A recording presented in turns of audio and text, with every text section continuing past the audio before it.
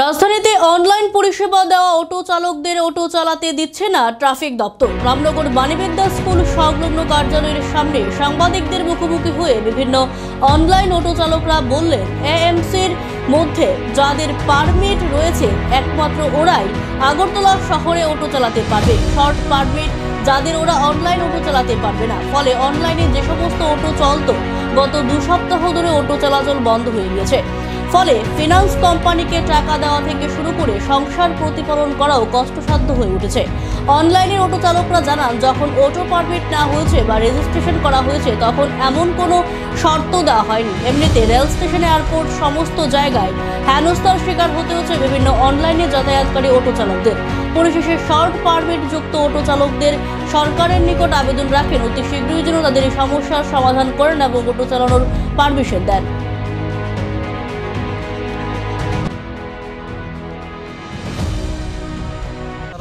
আমরা সব দিক দিয়ে আমরা আজকে সাহায্যহীন।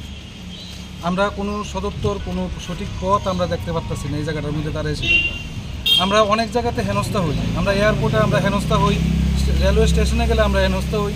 তারপরেও আমরা মুখ বুঝে আমরা অনেক স্যাক্রিফাইস করে আমরা জীবিকা নির্বাহ করি। আমরা সকাল থেকে রাত্র পর্যন্ত আমরা রোডে থাকতেছি, যথেষ্ট চেষ্টা করি আমরা পরিবার থেকে আরম্ভ করে গাড়ির ফিনান্স থেকে আরম্ভ করে সব কিছু আমরা এটার সাথে জড়িত। তো আমরা তো কোনো উপায় না পাইয়ে আমরা শর্ট পারমিটে আমরা গাড়ি নিতে লাগছে। তো শর্ট পারমিটে গাড়ি নিয়ে দেখেন, এখন আমার গাড়ি শালবাগান নরসিংগড় ভায়া গান্ধীগ্রাম, এতটুকু ডিস্টেন্সের মধ্যে কতগুলি গাড়ি। এটার মধ্যে যদি এখন আমরা শুধু ওই রোডটা পারপাস করে যদি চালাই, আমার গাড়ির গ্যাসের টাকা কই, আমার গাড়ির ইএমআই কই, আমার নিজের পারিবারিক খরচা কই, আমার নিজের ব্যক্তিগত খরচাটা আমি বাদই দিলাম।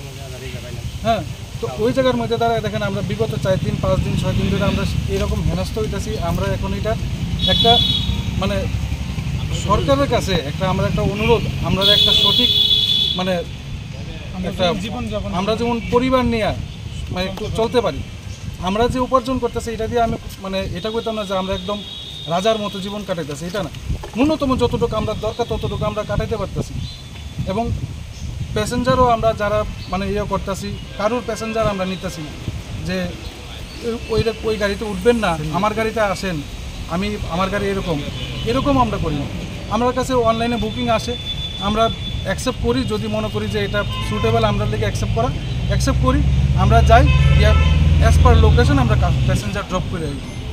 এটা আমরা অনেক দূরেও যাই। আমরা রাত 10টা বাজে আমরা অনেক সময় মান্দায় যাই, কুমলুং যাই, বরকাঠাল যাই রাত্র 11টার সময়। আমি নিজে পার্সোনালি আমি বরকাঠাল গেছি রাত্র 11টার সময়। তো ওই জায়গার মধ্যে দ্বারা আমরা দেখেন এখন আজকে 4 দিন ধরে আমরা 5 দিন ধরে আমরা তা আমরা তো ফিনান্স আছে, এটাও তো মানতো না, তারাও তো মানতো না যে আমরা এই সমস্যার সম্মুখীন হইতেছি। পরিবারের দায়ভার আছে, ওই দায়ভারটা তো আমরা অস্বীকার করতে পারতাম না। আপনারা একটা অনুরোধ, অনলাইন যেন আমরা অতদিন ধরে জড়িত আছি,